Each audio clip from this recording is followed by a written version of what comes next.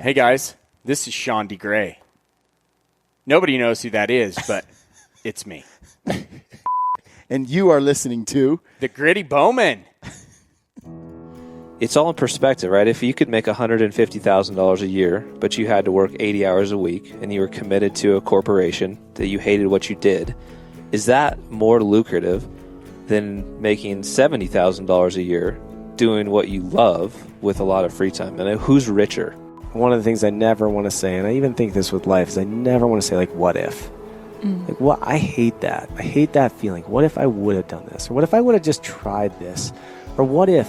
What if? And there's very few things that I say what if about. Very few things. And that gives me a lot of peace of mind. So that helps give me drive, because I don't want to ever say what if. Randy always says this, you're going to run out of health before you run out of money. In this episode, we talk fishing. Brian Call, host of the Gritty Bowman podcast, and I are old college roommates. Since our time in college, Brian hasn't fished much, and he has a lot of questions for me, like, does catching fish really take skill? Stay tuned for our discussion. Dude, a wet fish is a wet fish. Some are shinier than others. You lied on me. Isn't catch and release kind of weird, kind of for pansies? You learn how to read the water. I mean, we weren't reading the water. I mean, they're for eating, dude. They're fish. Yeah. All right, folks, welcome to the Gritty Bowman podcast. I am coming at you live from Colorado, Evergreen. My guest today is Chad Nelson of Drop Jaw Flies. Chad's been a lifelong friend of mine. We went to college together. We were roommates together, and we did a lot of fishing together and a little bit of hunting back in the day. And we've been friends pretty much since we were about 21 years old and roommates in college. And Chad started Drop Jaw Flies with Jason RV a while ago. You were on an earlier podcast with me, and we had a good time on that podcast, although the quality of it wasn't so hot, and it was really your first stab at a podcast. And since then, you've been cranking along. How many episodes do you have of Drop Jaw Flies?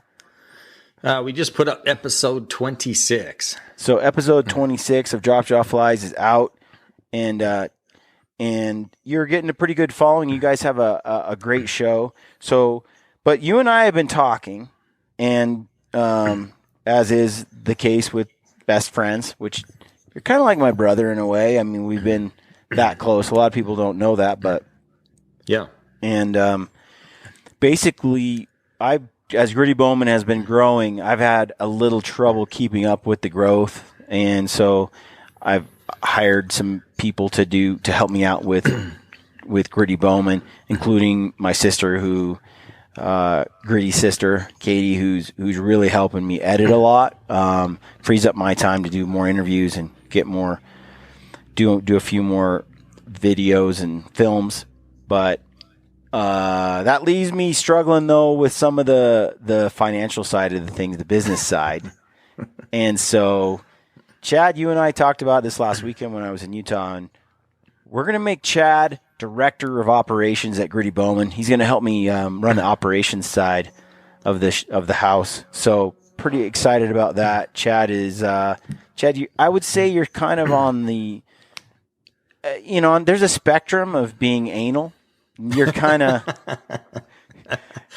I'm not there. Yeah, you're. No. I mean, I should say you pay attention to detail and you're organized. Like, you're ultra organized. Deny I'm it. organized. You're not. So we balance each other out. Yeah. So this will be a good fit because I really need someone with your abilities and your skill, and then I also, it's important to me that I know the person. I have utmost confidence in your abilities and who you are, and then trust. And trust is big, especially when I'm showing you opening the kimono to Gritty Bowman, and I'm like, hey, here's the good, the bad, and the ugly. And so it's cool. I'm really excited because I think you're gonna really help me be able to keep growing this thing.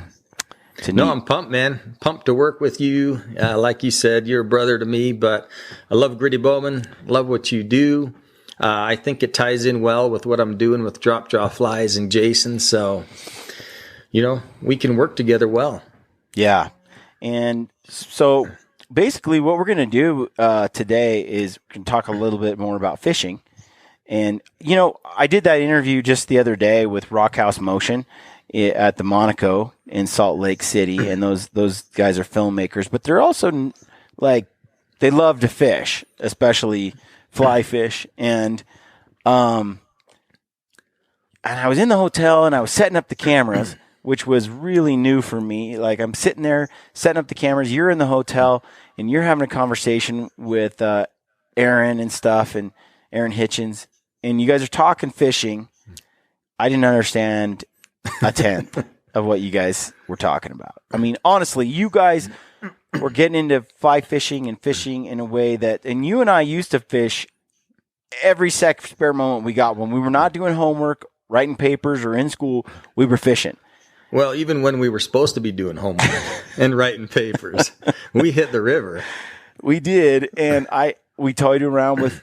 I did a bunch of fly fishing at the time. Did a bunch of spin fishing, some bait. We kind of, whatever it was, we just wanted to catch fish and eat them. We ate quite a few. And when you're not making any money in college, a few fish a Free week. food. Yeah, that really helped. Actually, truly, and honestly, feed us. It was a source of food, and so those days were good, and we had some blasts. But I'm hearing you talk to the guys at Rockhouse, and we haven't really hung out and talked fishing much. And I'm listening to this conversation, and you know a lot about fishing that you left me behind, dude. I've been left in the dust, and. Well, and to set the record clean here, though, I'm still learning. I just started fly fishing almost 2 years ago. So, yeah, I know a lot more than I did 2 years ago, but I'm by no means an expert. However, the last 2 years, I've fished a lot. Every week. There hasn't gone a week where I haven't hit water somewhere. So it's been a lot of hours, but I am still learning. So, yeah, you're still learning, but even so, I mean, I am too, about archery and hunting and all the time. But there's still a wealth of knowledge that you've acquired now that I want to figure out. I want to get into that. I want to learn a lot more about fishing and fly fishing, backcountry fishing, which is you and Jason do a lot of hiking. You fished yesterday. You said you traveled 9-10 miles in a day fishing, and you slayed it. You caught a ton of monster fish. And that's how we like to do it. I mean, we're willing to go deep where we hope most guys aren't willing to go, and you find water where the fish just aren't pressured or pressured very much. Now if it's around a lake or reservoir, yeah, guys with a boat can get there, but outside that, most guys aren't willing to hike in 8 or 9 miles to go fishing, especially when, like, we'd never been where we went yesterday, and we didn't know. And we talked about it before we went. We're like, man, this is a long way to go, and we might not catch anything. So, but it worked out. So tell me, like, today what I wanted to do was just my own selfish interests and questions. I was like, let's just record this because I got a ton of questions for you. I want to know, like, what is it that has changed? Like, what are the things you've learned now that you didn't know back when we were fishing? I know it's a broad question, but we kind of touched on it. What are some of the biggest heavy hitting things that you've learned about fly fishing or fishing in general? How have your ideas toward fishing changed? What are the things you've learned? Man, yeah, that's a broad question. Might take the whole hour here, but just some highlights. Come on, brother. Yeah, first and foremost, so when you were in Utah last week, we kind of went over some talking points for this podcast. Yeah. And when you asked me that question, that was a week after I'd caught maybe my biggest cutthroat trout ever. And so that fish came to mind. First and foremost, Brian. How big was this trout, by the way? Well, it was close to 28 inches. And, I don't really care. I've never weighed a fish. Yeah. I don't really care to say how heavy it was. And I didn't even put a tape on it. I've never measured a fish. But this one, guys were asking. And I had a picture of this fish next to my rod. So, I went and measured my rod and can estimate it was about 28 inches. But I've never really cared about that before. But this fish struck me in a way that maybe no other fish had. And first and foremost, I'd say what's changed for me is just respect. Like I can go back. I remember the first deer I shot, the first elk, our bear hunt together in Alaska 2 years ago. And just sitting there and admiring that bear, or my first buck, my first elk. I had that kind of experience with the fish 2 weeks ago. And if you'd asked me if I would ever feel that way towards fish a few years ago, I'd probably say no. But I pulled that fish in. I was anxious to get it in and get it released right away, just so it had the best chance to live and survive, which it did. It swam off healthy and fast. But at the same time, I wanted to sit there and hold that fish and admire it because it was an awesome fish. Yeah. And so I think, when you spend as much time as I have the last 2 years, and as much time as a lot of guys spend fishing, studying fish, hunting them, practicing casting, you develop a new level of respect for that species that you otherwise wouldn't. And I could say, I talked about this with our bear hunt in Alaska. That was my first bear hunt. You and I are doing it again next year. So I've spent a lot of time the last 3 years studying bear, studying how to hunt them, spending money towards conservation for bears. And you develop a new level of respect that you otherwise wouldn't. Yeah, I heard Randy Newberg talk about this. It was the first time I had heard it. He had Shane Mahoney on the podcast, and they were talking about conservation and animals. And one of the things that he said was that people who, it's hunters who really have a deep respect for the animal. It's the act of hunting that actually, which is counterintuitive to many people, that the act of hunting makes you love the animal more. Killing it, and it's like ironic that hunting it and killing it, but it's not just hunting it and killing it, it's hunting it, killing it, and then eating it. Gives you a profound feeling of respect for the animal that you don't get just by being an outside observer. But when you go out and you take the life of another animal, and you hunt a deer, you kill it, you eat it. To me, I don't know why, and Shane Mahoney did a better job of explaining it, but there's a connection, and so it's only natural that out of that connection comes conservation. Who's out there pushing for the survival of and the health and the wellness of our elk herds, our ducks, fish, you name it, antelope, goats, sheep. It's hunters. Hunters primarily are the driving force that go out and try to protect and ensure the long-term health of these animal populations. That is ironic because it comes from the experience of hunting them. Yeah, trying to kill them. It's for some it's just counterintuitive. It goes against. They don't understand that, but I'm not explaining why per se. I mean, it'd be an interesting conversation. I just know the truth of it. The reality is the statistics, the numbers, everything points to the fact that hunting instills in a person the desire for conservation, to participate in conservation efforts and to give back. So, it doesn't surprise me that as you've gone down this path and you've fished as much as you have, that now you have a compassion for fish that you just didn't have before. Yeah. So we went out yesterday, caught a bunch of fish. It was awesome. And no one else would have hiked to where we hiked if they weren't fishing or maybe hunting. But, as guys are out, you kind of understand what's going on in the environment too. And you care a lot more about the environment, the fishery or the forest where you're hunting. But, so I'm going through pictures this morning of some fish that we caught.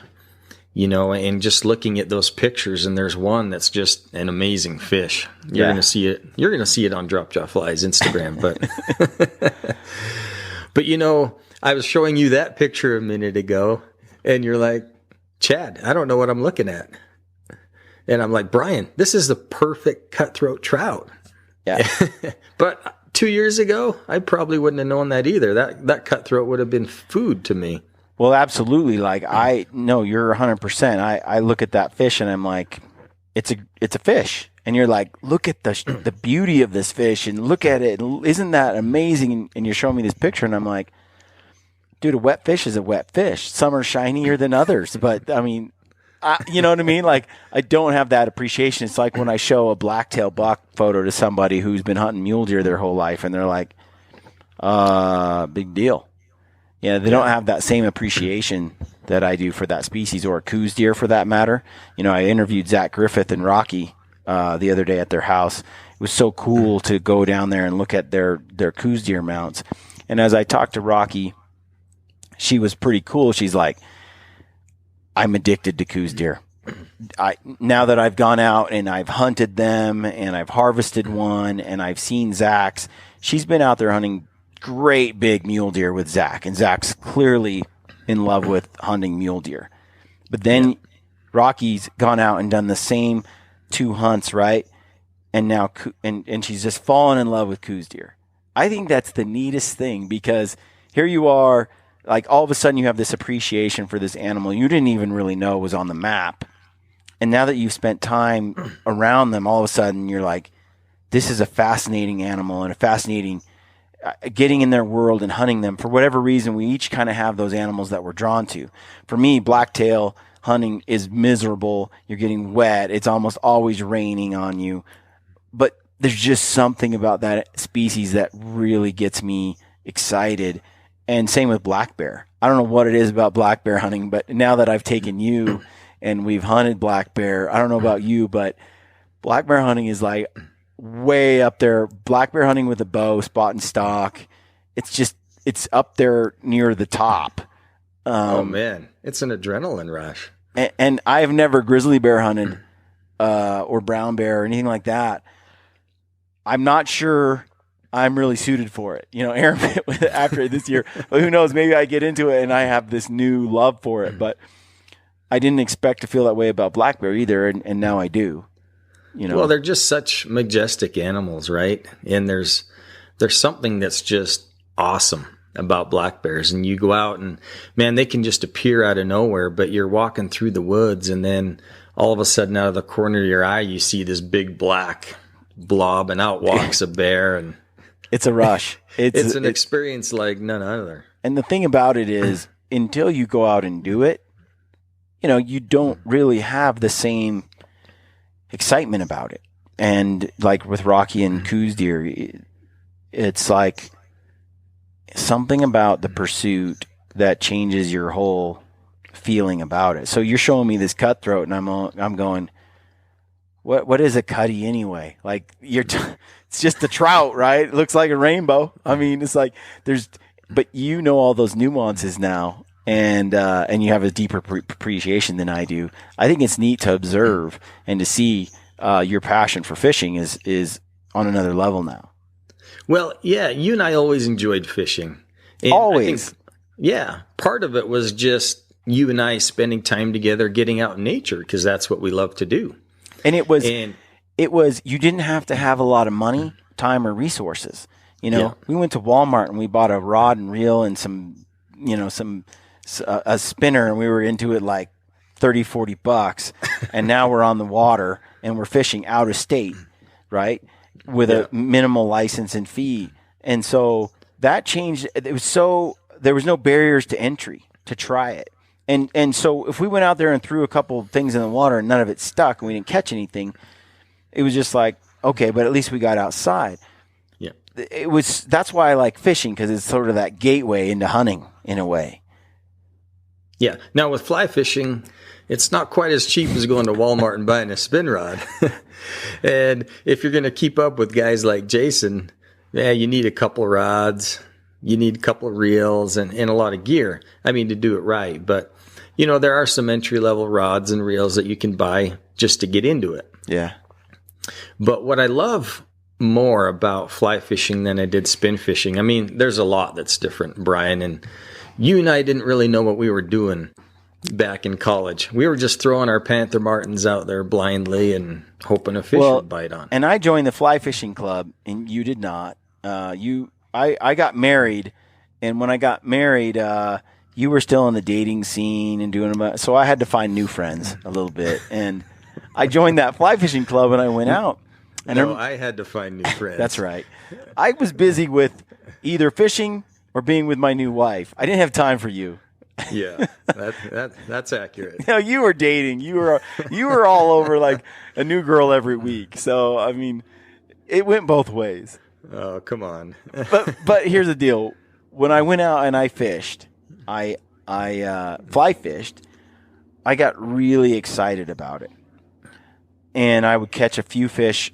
I don't know. In total, I mean, because the waters there are amazing.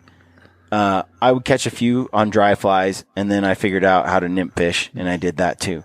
Which nymph fishing just didn't have the same level of excitement as dry fly fishing. So I kind of would rather spin fish than nymph fish. And anyway, over time, I loved fly fishing, but I wasn't catching as many fish.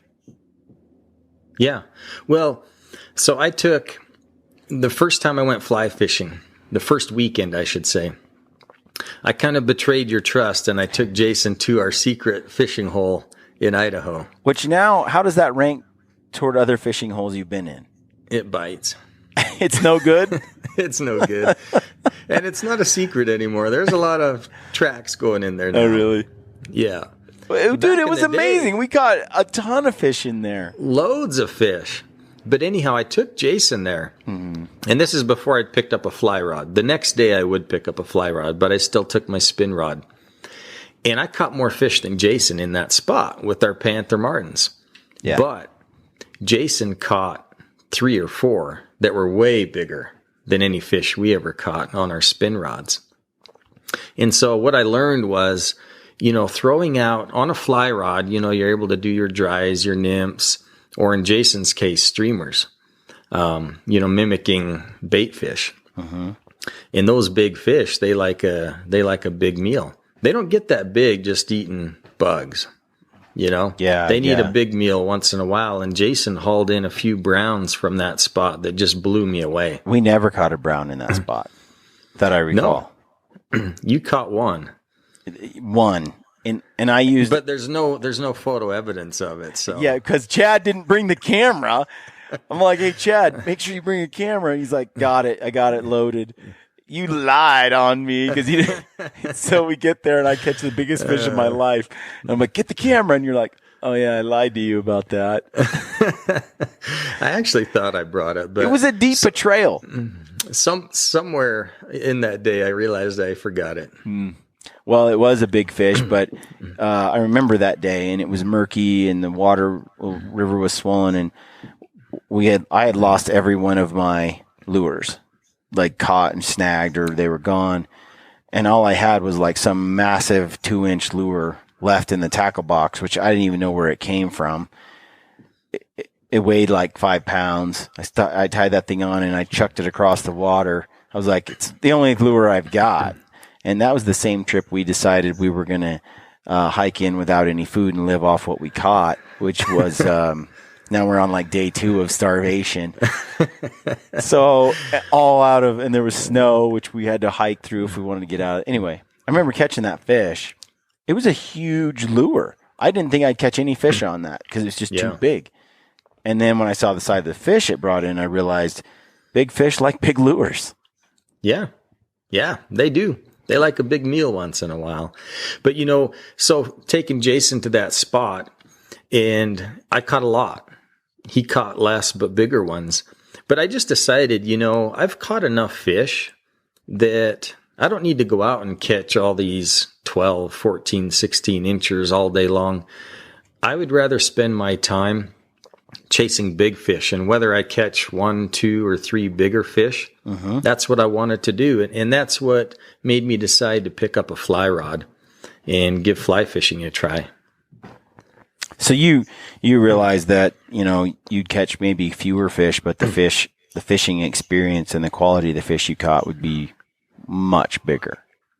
Well, and I didn't know if I would catch fewer or not. I just knew I had never caught anything as big as what Jason was pulling out. And so I had to give that a try. Got it.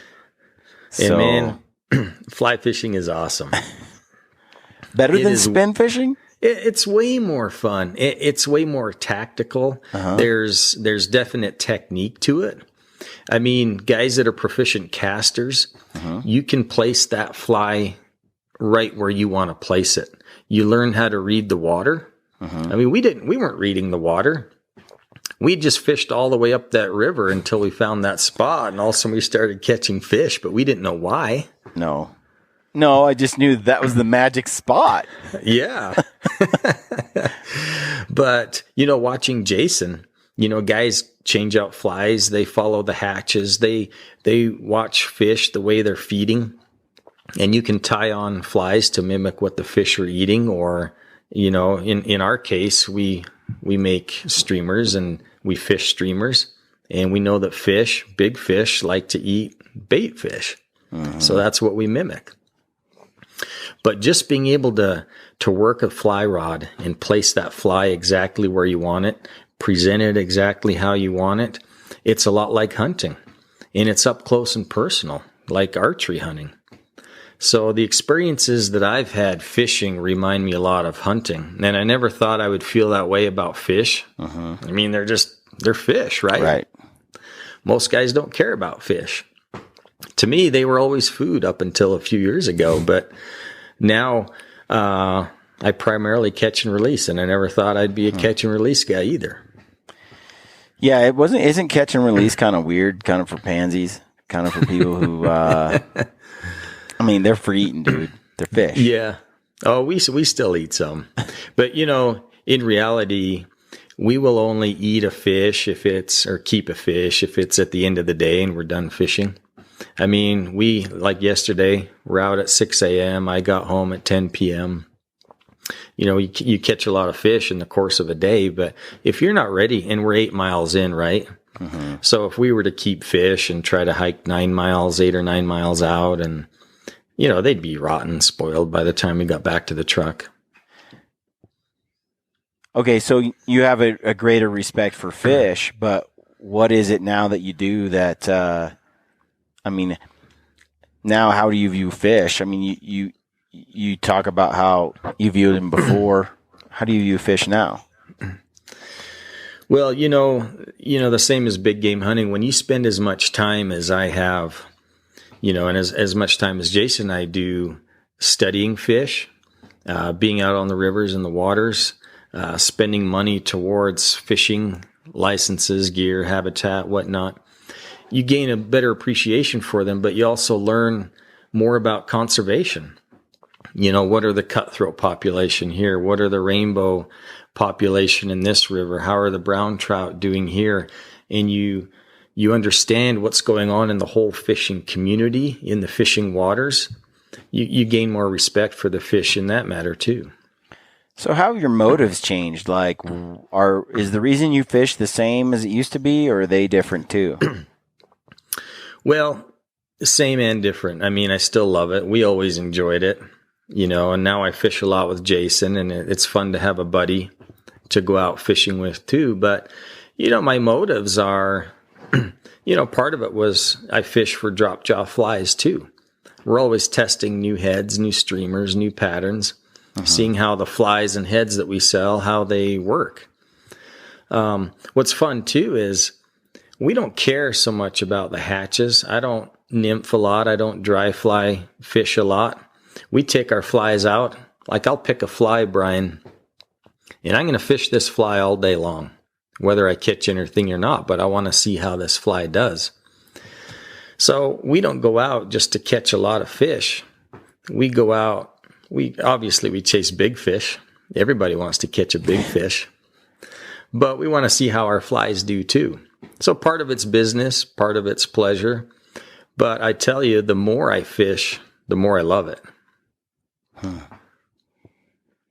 Well, that's something I want to do a lot more of, fishing. I haven't done since, I got more and more into archery and stuff, and I just didn't spend very much time fishing anymore. And you've gone the other way where you've put a lot of time and energy into fishing. And so I think there's a chance for us to, keep working together where, I share what I know and you share what you know, and really expand our knowledge about each, because I want to know a lot more about fishing than I know now. Well, here's what's cool about fishing too. I mean, I love to hunt. I mean, that's my first passion, right? Love to hunt, but that's a big commitment. And in most cases, to be successful at hunting, you got to go out for an extended period of time. There's guys that have tree stands maybe set up close to home, and they can get out and do hunts just for the day, and they'll have success. But that's not typical, especially if you're chasing elk, which you and I love to do. But fishing, you can wake up in your bed, you can go fishing for the day and have a great time and come home and sleep in your bed at night. Yeah. Well, it's funny you were talking to, I think it was, I don't remember so many conversations I've had recently, but somebody was saying something about the fact that you have a lot of fishing images on your outdoor page. I think it was Aaron Hitchens, wasn't it? Yeah. At Rock Aaron House. Hitchens. Yeah. And maybe it was you giving him or somebody, but like, hey, there's just a picture of your fish. Like every day, there's like a new fish picture, but there's like one moose photo, and you're like, what's the deal here? And he was like, well, to your point, you can fish every day, and you can get a new fish every day, and you can share that, and it's fun. You're killing one moose a year, right? And you get a moose. He's like, how many picture angles you want to see of my moose? He's like, once you've done a few of them, it's like, okay, we get it. It doesn't matter how excited I am, but you shot a moose. Okay, great. But with fishing, it's a weekly thing. It's a daily thing. You can get out, hit the river, get a few fish, catch a few fish, and then be done. Now, I remember for us, like I would eat fish every day, fish that we caught every day when we were in college. Yeah. And I'm a big fish eater. I love eating fish, especially fish that I caught on my own. But, and same with, I see this in the waterfowl world, with duck hunting. There's just so many ducks shot, like by hunters and waterfowl coming down, and so many fish that get taken from the rivers. You start to go, how much fish is ethical to take? How many ducks should you be shooting? And is there a limit? Or if you're following the law and the limits that will set by the law, are you good? Because I start to have a thing where it's like, I've harvested one deer. I feel good about that. The amount of fish we ate in college feels a little bit wrong. It does now, but man, that was a need. That wasn't just for sport. I know, but at the same time, I'm like, okay, part of the drive for me to go out and go fishing is to come home and cook that fish for my kids and the wife and everything and eat fish. And yet I feel like in the fishing world, especially in the fly fishing world, that's not exactly smiled upon. It's interesting.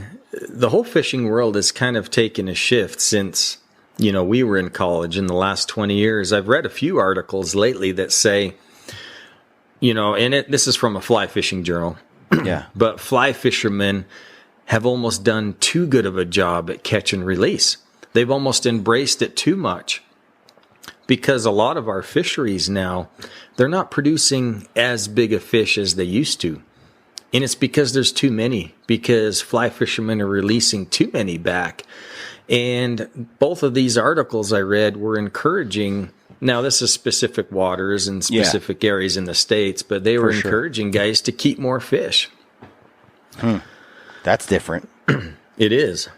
Now, there's other waters where that's definitely not the case. Yeah, for sure. It's got to be fishery dependent. It's just like shooting elk, right? They issue 2,000 tags for one unit, and they issue 50 tags for another unit. The reason is because that population's sustainable at those harvest rates. I would assume biologists are looking into that, and so when you're harvesting fish, you're doing it per regulations, which should, in theory, reflect the sustainability, the harvest rates that are sustainable for those particular fisheries. Yeah, for sure.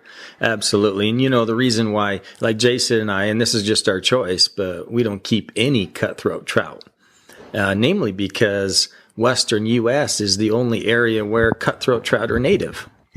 Yeah. Brown trout, you can find brown trout worldwide, rainbows worldwide. There's rainbows everywhere. So if we catch a rainbow and it's noontime, we're wrapping that sucker in tin foil. Yeah. We carry tin foil with us, and we'll eat that guy on the bank of the lake or the river. So what is the, now that you've been fishing as much as you have, fly fishing, what is your favorite fish to target? Like what is your dream fish? It's interesting because it's changed. And Jason and I had this conversation recently. For a while there, it was cutthroat. Yeah. But lately, I'm craving a big brown trout. So why cutthroat and now why brown trout? Well, I've caught a lot of cutties. Been there, done that. Now it's time for the new. And here in Utah, man, we have one of the premier fisheries for cutthroat trout found in the United States. And I'm fortunate that I can walk right down to it from my cabin. So I catch a lot of cutthroat trout. Okay. I don't fish a lot for browns, but I'm looking at pictures guys are posting of these awesome brown trout, all colored up and, banana yellow. And I'm like, I want one of those. Well, that's what I wondered. Like, for me, like the brown trout have always been the fish I'm most fascinated with. Just because of the colors and I don't know, the gold plus the bright spots. I don't know. It always gets me excited. Cutthroats, for some reason browns are cool. Plus they are notorious for being just pigs, Yeah. Just big old fish. But they're also, I think I've caught like 2 browns in all the times I fished. Like they just felt uncatchable. Mm-hmm. Yeah, they get big head, they're aggressive. So it's just changed. And I think guys that hunt probably feel the same way. You go shoot a few mule deer and man, now I want to go on an elk hunt and I want to chase an elk this year. That's my goal. My dream fish, well, probably my dream trip, Brian, is for us to head to New Zealand where they grow some pigs of browns and go do a stag hunt. Yeah. Coupled with a few days chasing big browns down there. I think that would just be awesome. I do too, only I'd rather chase tar, I think. Well, yeah, you can do that too. Yeah. No, that would be a cool hunt. I think New Zealand has those notorious brown trout that are, you dream about. So what have you learned about catching those fish then? Like, well, here's the thing about big fish versus small fish. And you and I used to catch a lot of small ones, right? Dude, don't. I caught some 15 inchers. Well, and I should say this, and it's like hunting too, but the trophy, the size of the fish depends on the water it comes from. In some water, 16 inch is a trophy fish, right? Right. But small fish, and I think the reason we caught a lot of them is because they'll move a lot to eat. They're growing, they're small, they have to be aggressive, they have to get food whenever they can get it. The bigger the fish gets, they become more lazy. and they'll pick their spots right, and they'll just sit and wait for food to come to them. And they'll only move maybe a foot this way and a foot this way to eat. So to catch a big boy, you got to line that food right up with its mouth pretty much and just drive it right into its mouth. It's not going to shoot 10 feet this way or 10 feet up to eat. They just typically don't. So our Panther Martins found the guys that were willing to swim 10 feet to eat it. So when you're in the water there and you're fishing, I mean, do you see under the water? It depends on the fishery. The reservoir I fish, depending on the location, yeah. The Green River, where we're going to take you next week, that's typically crystal clear water, and you can see right down to the bottom.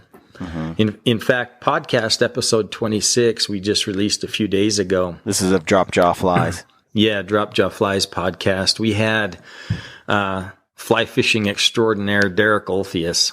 He's an awesome fly fisherman, and we talked sight fishing. So how he approaches it.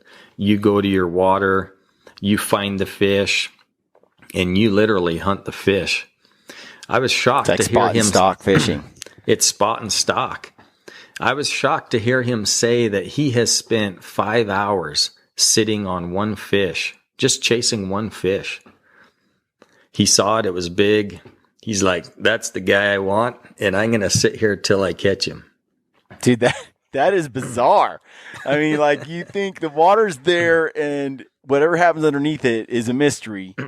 You just do what you can from the surface. What you're talking about, and I've done that before, and I just never could get him to budge. Like I've seen fish underwater sitting right there in front of me, and I could pretty much drop a hook on their head, and they won't do anything about it. Yeah. You just never know. I've floated flies right past a fish, like literally almost hooked them in the nose, and they still didn't eat it. But, the real good guys like Derek, I mean, they know enough about fishing, conditions, changing up flies. And what's amazing, too, is that he could sit there for 5 hours, keep throwing stuff at this fish, and remain undetected. I mean, that fish had no idea he was there. That's more skill than I've got. Was he belly crawling to the edge? What the heck? Well, and the patience to do that, right? Yeah. That comes down to a whole different motive. So now, as I talk about, I like to fish for food. I really do. The practicality of it rings true to me. The healthy fish oils and everything. I love that. And then just the experience of being in the outdoors, the experience of catching your own food. Harvesting from nature it's just a powerful experience. It is. But I sense that your motives for why you fish now are not the same as they were, like when we were in college and we were just hungry. I mean, I gave plasma 2 days a week. You remember? That was so I could buy some top ramen and go on a date with Suzanne. I mean, that was kind of and I supplemented with trout. Yes. No, man, I just love getting out on the water. Fishing to me, it's two things all coupled together. I love the serenity, the peacefulness of just being out in nature. And if I see another guy to my left or my right, it pisses me off. I don't want to fish where I can see another person because I just love the solitude and the serenity of it. So you're out there casting and you're enjoying nature. And it's just calm and relaxing, and you can think about whatever you want to think about, right? And then all of a sudden you feel that tug and your line goes tight and it's game on. And it's a rush. And you land that fish and it's just a thrill.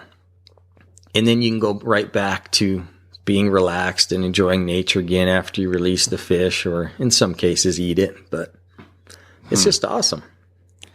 Yeah, it's a different sort of thing. I do really, really, some of the funnest trips that you and I went on were actually like hiking backcountry trips where we got deep away from stuff. And I remember we were in Utah, actually, you and I, and we had gone up, I don't know where, no idea. It was way back when we were I was at BYU with you. Yep. And we just went on a youth trip with some young men, and then you and I ditched the young men and went fishing on some creek on this camping area. Just for the record, we weren't official leaders, so Yeah, true. We had the freedom to go. And so I remember there was this big valley, and as we're heading up there, we saw a couple moose in neck deep in the water, and but anyway, it was like all deserty, and then there was just this 2 foot wide stream that was flowing down through that desert area, and it's like no fish are going to be in there. I mean, it's just a tiny little creek, and but deep, but narrow, and then along the side, the bush was like over my head for about 5 feet on either side of the bank, and then everything after that looked like Phoenix, Arizona. So it's all just desert. And so we walked up there, and I brought this little tiny fishing rod, this little tiny fly rod, and I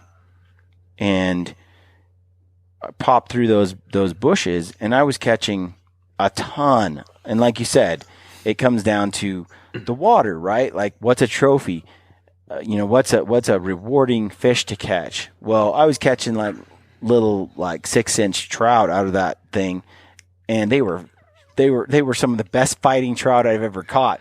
Plus, I had like the world's tiniest fishing pole, so that made it even made it feel really fun, right? It was like a challenge, and super lightweight gear. It was fun, man. It was a blast, and we fished that little creek for a while, and it was like every cast I caught something. Thing was just full of little fish, I think brook trout. And that's when I almost got ran over by that moose I was standing 5 feet from, and it was like neither one of us saw each other, and it scared the crap out of both of us. But but we did a lot of remote hiking and fishing, and that too, like that really added to the backpacking and outdoor experience for me. To bring a pole, to bring some tackle, to go out in the middle of nowhere, photograph, experience the outdoors, and then find some water we didn't even know was there, or hike into where we know there's some water but don't know if there's anything in it, and then catching fish there. It's just a cool experience. It is. The most rewarding, probably most memorable fishing trip I went on this year was with my son and his scout troop. Same thing. We backpacked in 10 miles up to a remote high mountain lake base camp. We were at 10,000 feet. The pass we went over to get to this lake was almost 12,000 feet. But, we had five boys on that trip that had never gone fishing, never caught a fish. So to get these boys who weren't really outdoorsmen, to get them to go on this trip, and then get up there to these high mountain streams and lakes and put a fishing rod in their hand and watch these boys catch their first fish ever. And some of these kids were, 16 years old. The age ranged from 14 to 17-year-old boys. But to see some of these boys catch their first fish, it was an awesome experience, man. And they were hooked. Yeah. After they caught that first one, they wanted to cast right back in and do it again. And then these boys wanted to keep these fish, and they went back to camp and fried them up. Watching them try to get the fish was another thing. I hate to say it, but 2 of the fish spoiled, Brian, because they didn't get them gutted in time, and they just didn't quite know how to do it. Yeah.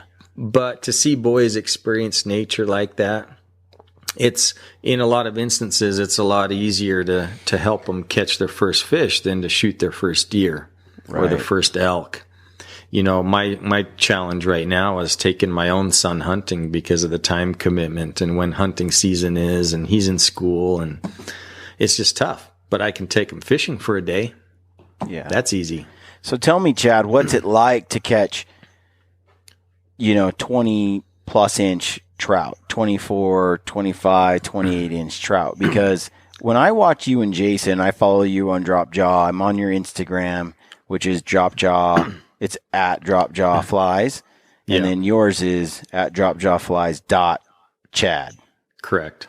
Yeah. And when I'm following you guys, you have some amazing photos of your outdoor fishing. I mean, there's something cool about Instagram people who post their fishing, because some people who can really fish and catch them on the fly, they just have gorgeous photos and stuff or video captures of those, of being out there. It just makes me, fish are gorgeous.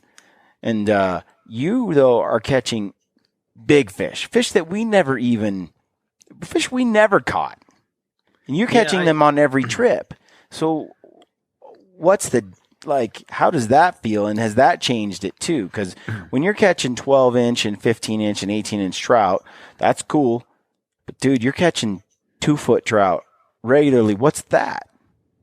Well, I feel a little spoiled. And, yesterday, Jason and I, we caught a bunch. And we stopped taking pictures of them. Jason would have one on, and I'm like, do you want a picture? And he's like, nah, this is only 20-incher. So we don't need a picture.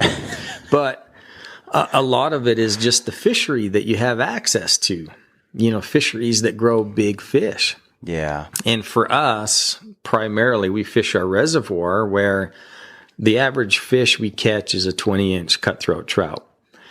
Catching 22s is not uncommon.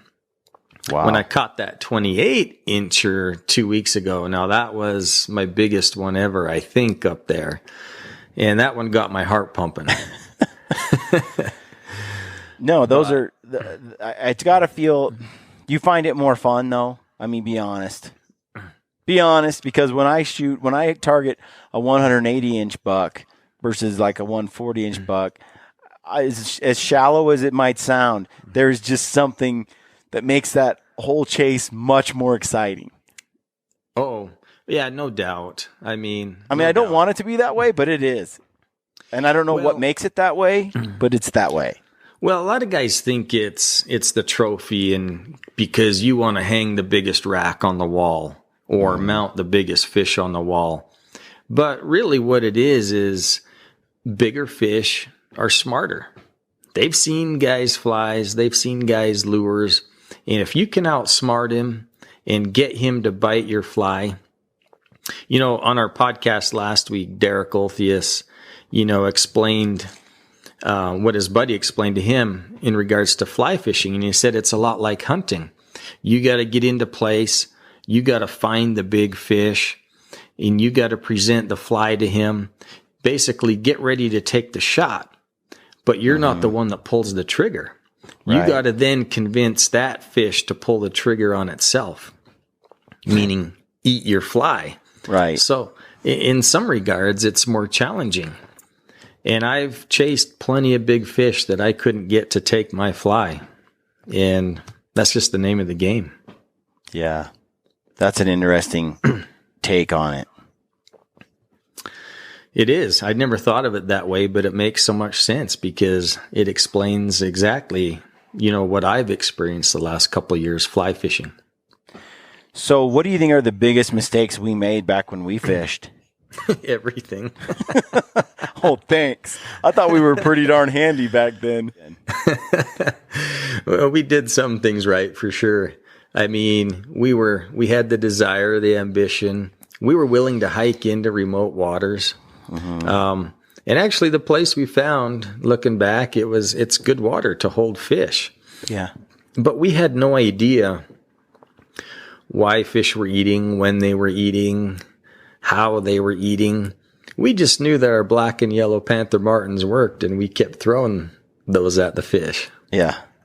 Wait, are you calling us a one-trick pony? Because, I did use like some other spinners like roosters and, rooster tails and, I expanded. I used a super duper blue fox. That was a good one. We had good luck on blue fox. That's right.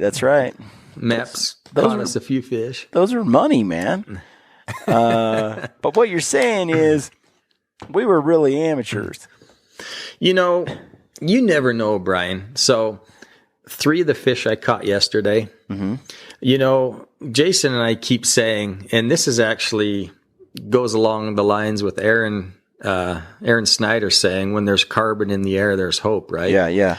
We keep saying, man, as long as your fly is in the water, there's a chance. That's true. So yesterday, twice, I had casted my line out just to reel it in. I typically don't reel my line up when it's all piled at my feet because it gets snags and tangles. So I'll cast it out into the water and then reel it in. Twice I hooked up a fish while reeling it in. I mean, I wasn't stripping. I wasn't giving it any jerks or motion, right? Just reeling it in. 2 fish bit it. A third time, I'll typically just toss my fly out into the water when I start pulling line out so I can cast. Yeah. Yesterday, I just tossed my fly in the water 2 feet in front of me, and a fish swam up and chomped it. Dang. So you never know. I mean, those 2 fish I hooked up when reeling my line in, I had actively fished that spot for a few minutes, stripping and jerking my fly in, no takers. Yeah. So I just toss it out to reel it in, and what do you know? Fish slams it. Okay. I got another question for you now. What are 3 things you wish you knew back when we were fishing that you know now? 3 things. Well, one is how to better read water. Sight fishing. You can walk up and down the stream and you can try to see fish and find fish that way to chase. What Jason does, what he also does, I should say, is he'll always say to me, Chad, find the water that's holding fish. Meaning understand where the fish are going to be. If you're a hungry fish, where are you going to position yourself to find the most food? So understanding currents, back eddies, just where a fish, right behind a boulder, an easy place that a fish can sit where he doesn't have to expend a lot of effort fighting the current, but food is still going to float down to him. Find that water and then place your fly accordingly so it's going to float down to where you think a fish is going to be. And that makes a big difference? It does. I can't tell you how many times I've been fishing. Why not just throw and pray? Like, that's what I used to do. Me too. Just sheer quantity of casting. And that's okay too. It works sometimes, right? Yeah. I can't say I don't always do that because sometimes I'll just walk up and down a stream and just, actively casting too. What's really helpful, guys, if you want to learn to fly fish or you're just getting into fishing, if you know somebody or have a buddy that fishes, go fish with that guy. I was fortunate to have Jason, who's fished for, 20 plus years. And it's a game that guy changer. can cast better than anybody I know. But to learn from him was so helpful for me. So if you have a buddy you can fish with, yeah. And so would you say how much of your, fishing that the fish you're catching now is skill versus just being in the right place at the right time? Well, definitely more skill. And again, I'm no expert. So basically, if you were to take a guy who's fished a little bit to the same water you go to, you guys are going to call in way more fish than he does. There's a good chance.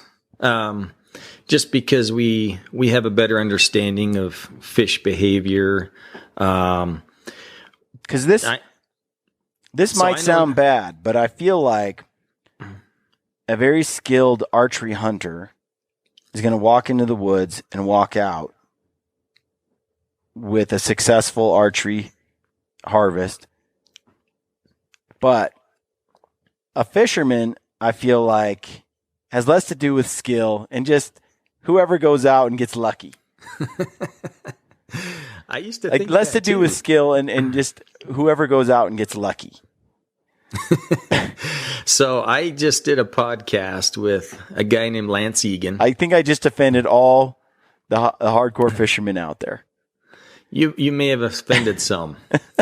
But no, that's a perception I kind of have. It's like I've always looked at fishing as more basic. You put your thing in the water and you catch a fish.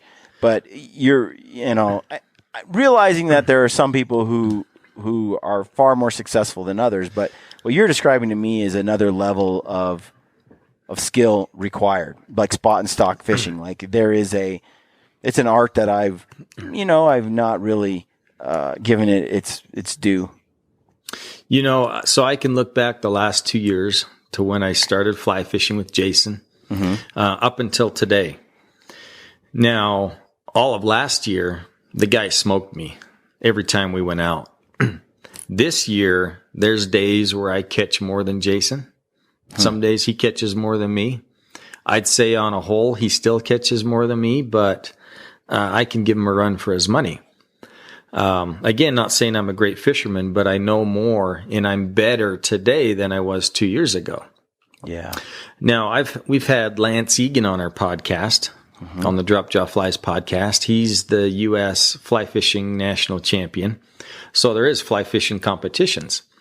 And the U.S., they'll put a team together every year and go to Worlds. But there's regional competitions. And so if you listen to that podcast with Lance, we actually filmed a second one, which we had some minor technicalities and I wasn't able to air it. There was no audio. I've been there before. So somehow the microphone got switched off. Yeah. But take my word for it, it was an awesome podcast. But if you listen to him talk really technical fishing for these guys that go to competitions, there's definitely skill to it. And winning is all dependent on catching fish, right? Right. And these guys will go out. Brian, I was amazed when Lance told me this. Their competition on the rivers is 100-yard stretch. And they'll have half a day to fish that 100-yard stretch. And these guys will pull out 20 to 30 fish in that 100-yard stretch. Now, there's no way I could do that. Maybe I could, but I wouldn't have the patience, one, to sit in a 100-yard stretch for 4 hours. Right. But to think that they could do that they would have the skill to pull out that many fish in a 100-yard stretch, and then the next day, someone from another team would fish that same stretch and have that much luck. There's definite art and skill to being able to find that many fish and get them to hit your fly. So circling back, so three things that you wish you knew now, or knew back then that you know now. So one, you say, is reading the water. What are two more things? Well, definitely weather and temperature plays a factor. Now, we kind of understood that in college that, much like hunting, you can have better success fishing early morning and late in the evening in the summer. Where water temperature really plays a factor is in the lakes and reservoir. And so, like, for instance, the last couple of weeks we've been out, we're into November now.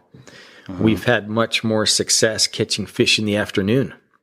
Early morning and late night wasn't as successful. And I think, temperature and water temperature, this time of year, we're getting close to where the lake on a whole is equal temperature. There's going to come a time where the top layer is actually colder than down deeper. But right now, the fish, they'll go top to bottom. They'll come closer to the top because the top layer, the top, 6 feet of the lake is pretty equal temperature to what they like. So we didn't know that back then. We just throw our flies out, let them sink down a few feet and reel them in and hope a fish would grab it. Yeah. Understanding food sources. Like yesterday, we're fishing where the bait fish are. Again, because we're fishing streamers to mimic bait fish. What do you mean bait fish? Minnows, small fish that these are live fish that are in the water. You call them bait fish. They're bite-sized meals. Yeah. So there's a lot of bait fish swimming around in that area. So there's a lot of big fish lurking to eat those fish. That's where the food is. Yeah. Yeah. You walk the shoreline, try to find the bait fish, and typically there's a big boy chasing those smaller ones. So understanding food sources, where the bait fish are. How do you know where the bait fish are? Well, you see them. But, the reservoir where we fish, we know the bait fish are going to be close to shore in the weeds where they have a place to hide, right? So like the bass fishermen, you try to find a log jam. a weed bed, fallen down tree, a place where the fish can hide. But we just try to find the bait fish and we'll fish those areas. Huh. Yeah, we didn't really do any of that, Chad. No. We didn't really do any of that. No, we would throw our streamers behind big rocks and stuff. I did read magazines and stuff and articles on when I started fly fishing. But what I realized was it was hard. It was harder than I thought. And I would try to take something I learned from a magazine. That was tough. And then when I joined the fly fishing club, that was easier because I went out with people who knew what they were doing and would catch a lot of fish and kind of help me hook one up. But it was all still very challenging. What I like too about fly fishing, you kind of alluded to this, how many lures we lost due to snags. Yeah. It's hard to cast accurately with the spin rod. Maybe the really good spin fishermen are great at placing their lure or whatever they're fishing. With the fly rod, as it being, in most cases, a 9-foot rod, but then your fly line, the really good casters can place the fly exactly where they want it. And then you can let it float with the current or let it do exactly what you want it to try to imitate food for the fish. And we didn't understand that back then either. Yeah. But man, that's what's fun about fly fishing is I just feel you've got so many more tools to be successful because like you said earlier, you can dry fly, you can nymph, you can fish streamers. And one way is not better than the other or right and wrong. It's a preference. Now, studies do show that fish do 90% of their feeding under the water. So I think in most cases, guys that nymph or fish streamers might have more success. But there's a lot of dry flies fishermen that catch a lot of fish too. And so whatever you feel like for that day, you can do it. See, I tended to catch a lot of fish on a dry fly in a situation where it was a feeding frenzy and all you had to do was throw something out there and it would bite it. That's sort of when I had a lot of fun because I didn't really have the skill to catch one otherwise. It's like when they lost their minds, that's when I caught one. It's like for elk hunting. It's like for archery. I'm a really good elk hunter when the elk lose their minds during the rut. That helps me be a lot more successful. Yeah. There's not too many waters here in Utah where the fish go on a feeding frenzy like that. I mean, hey, we're a desert here. So most of the good rivers are really pressured. But you go to places like Montana, Idaho, even Oregon where there's a lot of water, you can find water that's not very pressured and just catch loads of fish. Well, I'm excited. I'm excited to we're going to do a little more fishing, you and I.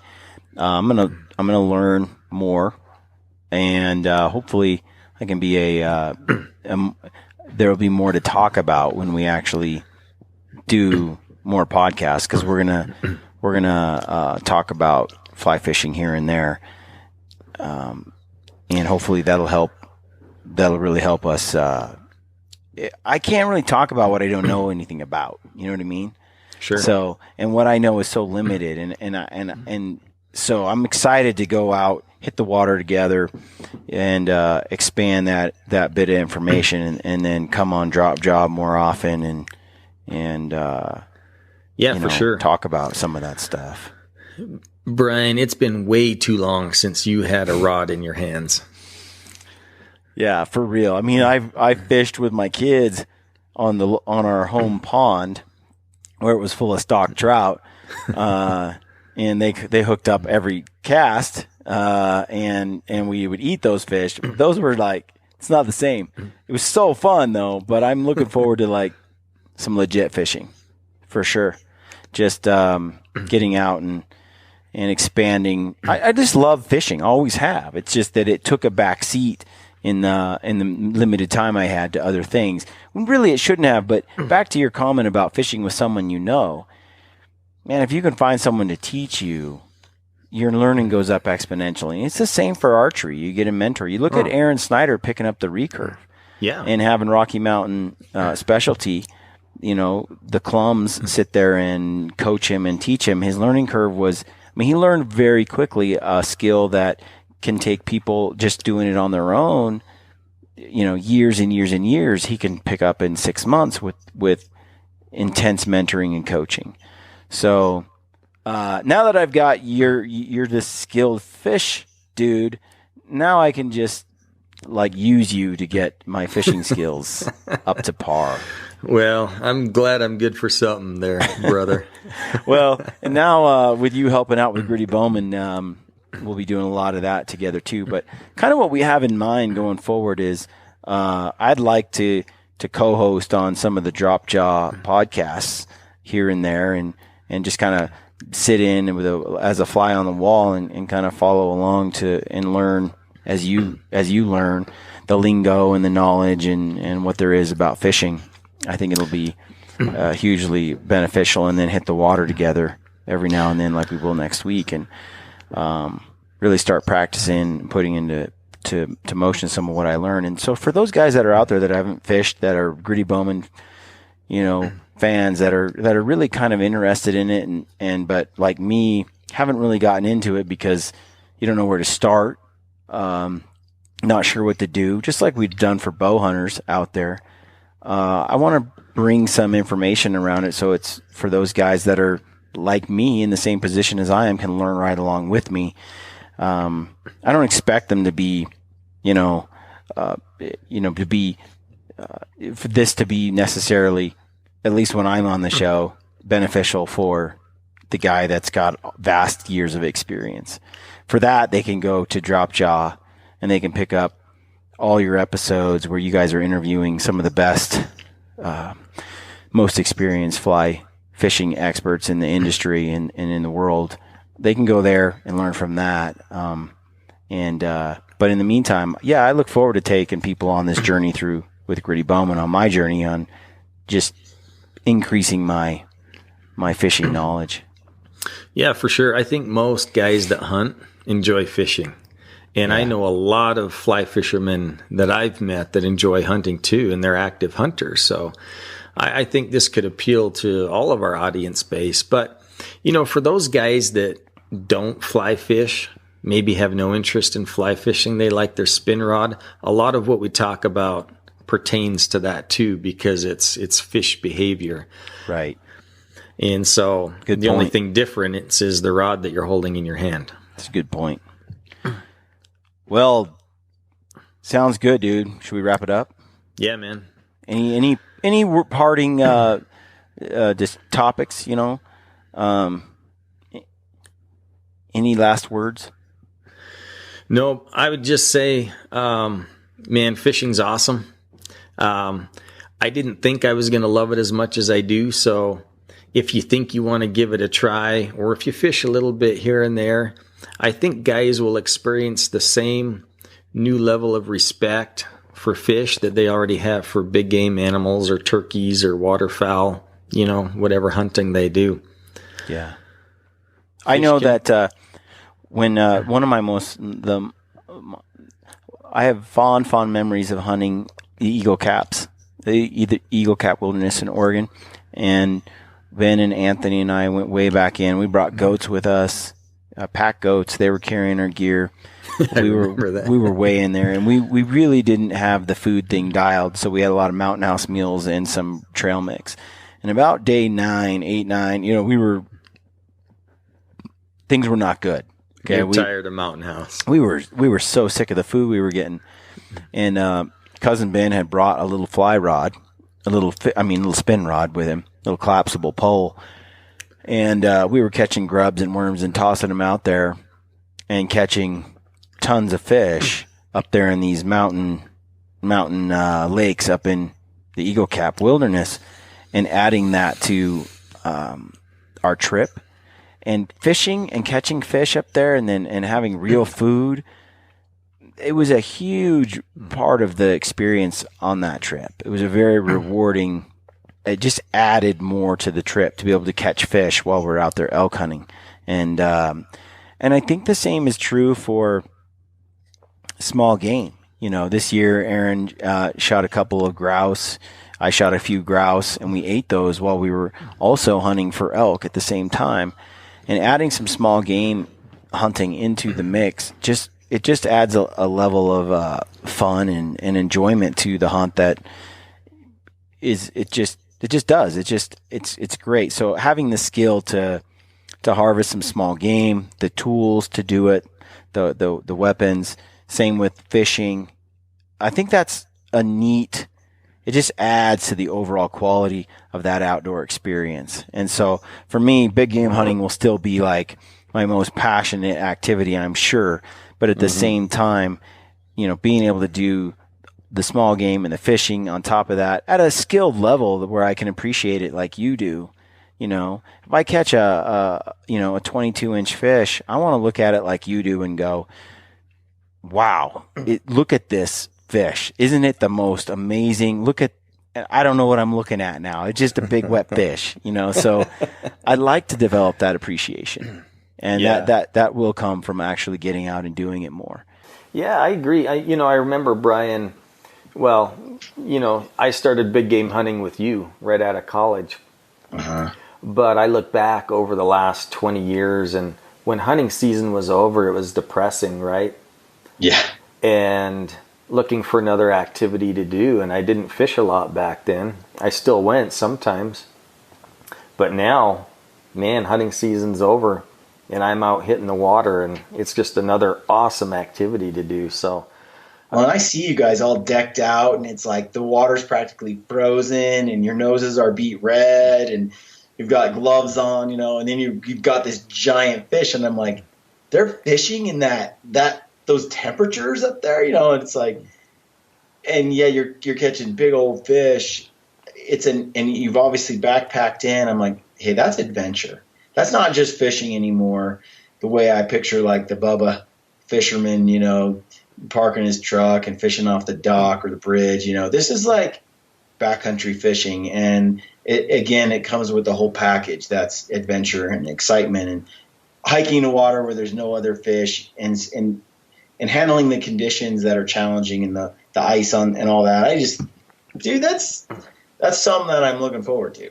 Yeah, that's like just the way off-season stuff. That's just the way we like to do it. We primarily backcountry fish, and that's just our preference. But yeah, not to say there's anything wrong with rolling up to a lake and fishing right from the shore. But in regards to your other comment about fishing late season, cold season, those fish are like bears, man. They want to pack on some pounds before things freeze over. That's a great time to get out and find the big ones because they're up close to the surface hunting for a big meal. Some of the coldest times I remember was us trying to fish in Idaho with the wind ripping, and it's like 0 degrees, and yet we were catching fish. Not that we knew what we were doing, but there's something about that that's really cool too. Yeah, there's new challenges, but you can still catch fish. Yeah. So, all right, just get out and hit it, guys.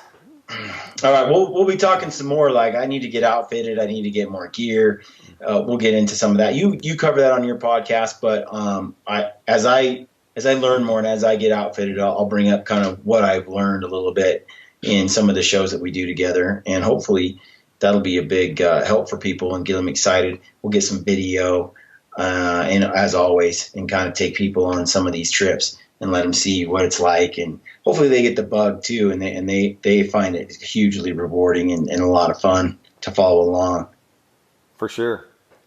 Sounds good, man. All right, dude. We'll see you next week. Stay gritty, man. Okay, you too. Stick 'em solid. All right, friends. Thanks for listening to the Drop Jaw Flies podcast. Please send us your feedback. You can find us on Instagram and Facebook and on our website, www.dropjawflies.com. Subscribe to our podcast on iTunes, Podbean, Stitcher, or on our YouTube channel. Now get out there and hook a big one and stick 'em solid. In 1907, only 41,000 elk remained in North America, and in 1950, only 12,000 pronghorn remained. Today, there are more than 1 million elk and 1.1 million pronghorn. Why? Because hunting is conservation. In 1937, hunters actually requested an 11% tax on guns, ammo, bows, and arrows to help fund conservation. That tax so far raised more than $8 billion for wildlife conservation. Altogether, hunters pay more than $1.6 billion a year for conservation programs. No one gives more. It's obvious that hunters care about animals, and yet we actively hunt and kill them. Many people cannot understand this dichotomy. How can we both care about animals and also kill them? It's a question that I challenge all of you to consider. Here is an excerpt from the Gritty Bowman film, Alberta, with a quote from Fred Bear that describes my feelings on this subject.